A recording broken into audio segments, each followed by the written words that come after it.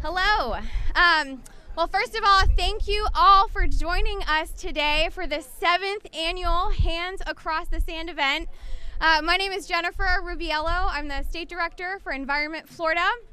As everyone here knows, we are here for the 7th annual SANS event, which is a gathering, an international gathering that started, many I'm sure here I know who are here for the first one, right after the Deepwater Horizon disaster. Now, I was not there then, but I can say that when I first considered moving to Florida, my options were Florida and Texas.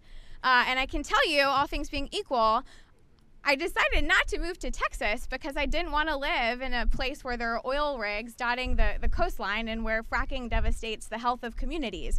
I wanted to live somewhere beautiful, where essentially paradise, where you can go to the beach on the weekend, you can paddle down Weeki Wachee or the Hillsborough River, and enjoy all the extraordinary wildlife that we have in our state.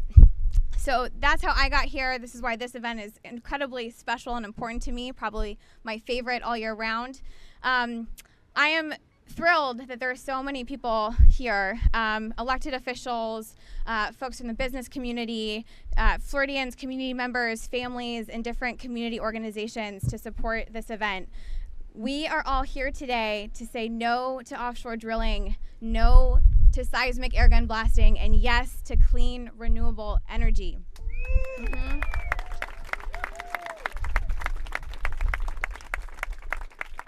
Now today we'll hear from a variety of different speakers, some of our region's leaders, including Mayor Rick Kreisman of St. Petersburg, State Representative Kathleen Peters, Mayor Robert Minning of Treasure Island, Bilmar Beach Resort Manager Clyde Smith, and Sierra Club Florida Director Frank Jackalone.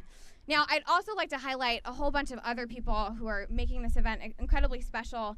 Mayor Alan Johnson of St. Pete Beach, somewhere around here.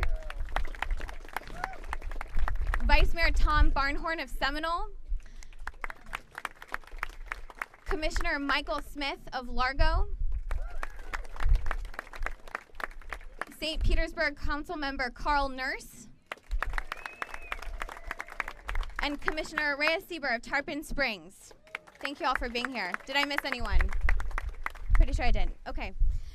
Now, in addition, today's event was definitely a team effort on behalf of a whole bunch of different community organizations. So those include the Center for Biological Diversity, big clap, right over here, the Suncoast Sierra Club, Chart 411, the Suncoast Surfrider Foundation, check out all the surfboards, the Florida Consumer Action Network, who helped organize the bike ride over here. And Chart 411, if you have not gotten your water bottle yet, it's down there. Now, in addition, I'd like to give a big shout out to all of our community partners for helping to spread the word. In particular, thank you to Greg Tong from the EPIC Committee in Treasure Island. Thank you as well to the TampaBay Beaches Chamber and the Treasure Island and Madeira Beach Chamber of Commerce. Thank you both for being here and all your representatives. We really appreciate it.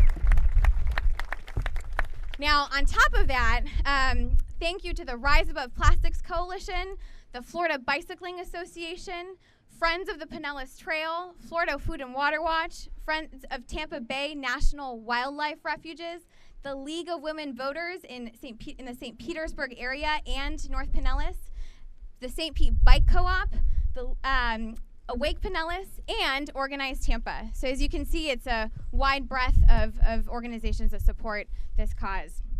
Now I'd like to turn it over to our event host today, someone who made last year's event possible and this year's event again possible, a huge advocate against offshore drilling and someone we are all very grateful for, Clyde Smith from the Bilmar.